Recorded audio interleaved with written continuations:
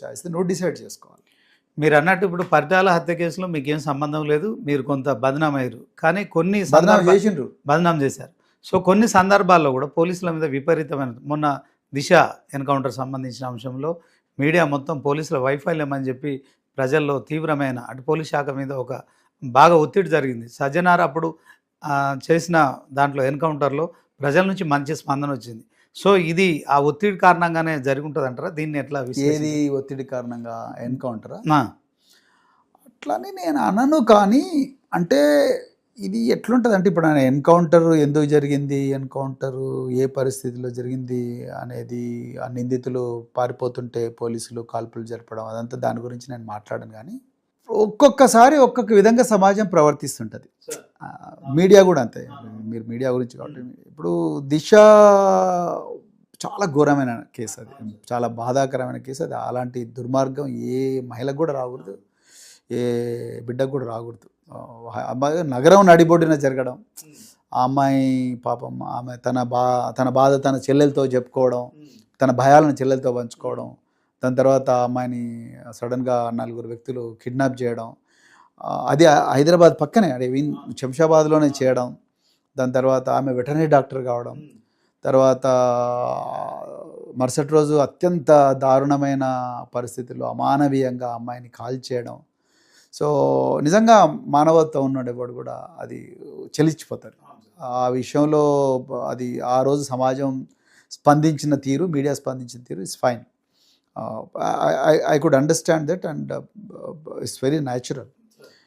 కానీ అదే తరహాలో సమత అని ఒక అమ్మాయి, మహిళ, తల మీద ఏమంటారు చీరలు, తర్వాత ప్లాస్టిక్ బాక్సులు అవన్నీ పెట్టుకుంటూ భర్తతో కలిసి ఆదిలాబాద్లో ఊట్నూరు ప్రాంతంలో అమ్ముకుంటూ పోతుంటే ఒక 3 వ్యక్తులు ఆమెను కూడా అదే విధంగా పక్కకు తీసుకుపోయి అత్యాచారం చేసి చంపేశారు. కానీ ఇదే మీడియా ఆమె మీద క్యాంపెయిన్ చేయలేదు. ఇది హైదరాబాద్లో జరిగింది, అది ఆదిలాబాద్ జరిగింది. 2 ఒకటే గడ్డ మీద జరిగినాయి.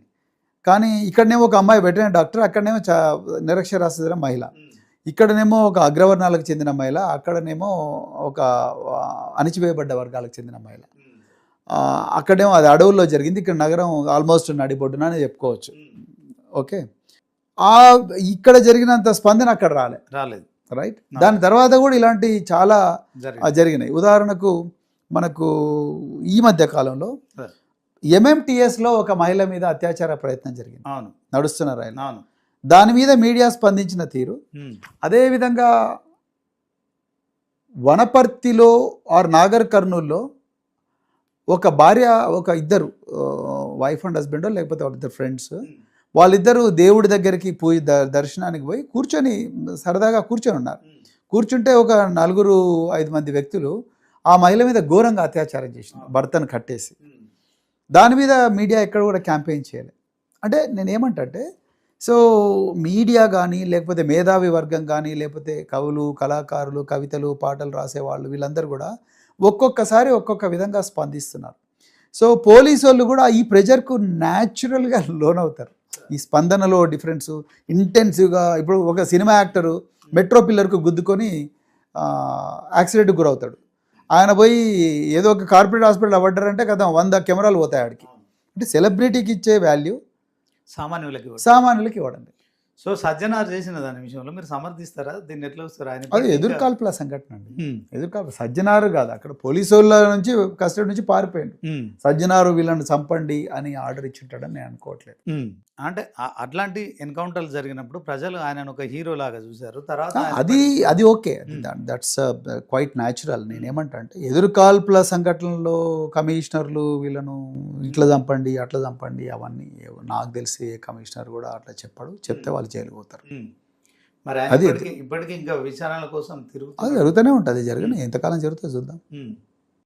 దాంట్లో ఆయనకు కూడా శిక్ష పడుతుంది. బూటకాంపు ఎన్కౌంటర్ అని కూడా ప్రచారం జరుగుతుంది. కోట్ల మీద నాకు అపారమైన గౌరవం ఉన్నది, పోలీస్ ఆఫీసర్ల మీద కూడా. అంటే ఇట్లాంటి వ్యవస్థ జరిగిన మీలాంటి పోలీసు ఉన్నతాధికారులు ఉద్యోగం చేసిన క్రమంలో ఇట్లాంటి ప్రజల దగ్గర నుంచి కావచ్చు, తర్వాత ప్రొఫెషనల్గా ఒత్తిడి జరిగినప్పుడు తీసుకున్న నిర్ణయాల పట్ల కూడా మీకు కొంత ఇబ్బందులు కలిగితే మీకు అప్పుడు ఉద్యోగం పట్ల ఎట్లా అనిపిస్తుంది?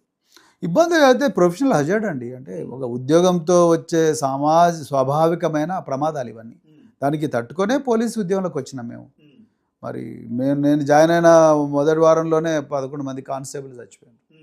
ఒక పోలీసు స్టేషన్ మీద దాడి చేస్తే. నేను సిఆర్పిఎఫ్లకు పోయిన మణిపూర్లో పోయిన వారం రోజులకే 16 మందిని ఇలా మందు పాత్రలో పేల్చి చంపేసిండ్రు అంబుష్లో, అక్కడున్న మిలిటెంట్స్. సో అట్లని ఉద్యోగాన్ని వదిలిపెట్టుకొని పోలేం కదా. సో దేశ రక్షణ కోసం ఎన్కౌంటర్ల విషయంలో కూడా న్యాచురల్గా జరిగినప్పుడు కూడా బూటకప్ ఎన్కౌంటర్లు అని చెప్పి ఇటొక వర్గం అటొక వర్గం వాదించడానికి అంటారు. కోర్టులు నిర్ణయించాలి ఏది బూటకం కాదనేది కోర్టులు నిర్ణయించాలి. బూటకం అయితే కోర్టులు శిక్ష చేసినాయి, బూటకం కాకపోతే కోర్టులు అప్రూవ్ చేసినాయి. సో అది కోర్టుల చేతిలో ఉంటుంది. ఇన్వెస్టిగేటివ్ ఏజెన్సీస్ వాళ్ళు ఎఫ్ఐఆర్ నుంచి మొదలు పెడితే ఛార్జ్ షీట్ దాకా వాళ్ళు చేస్తారు. నిజంగా కేసు ఫేక్ అని రాస్తారు, కేసు యాక్టివ్ అయితే కరెక్ట్ అంటే full evidence charge sheet file చేస్తారు, కోర్టులు నిర్ణయించాలి.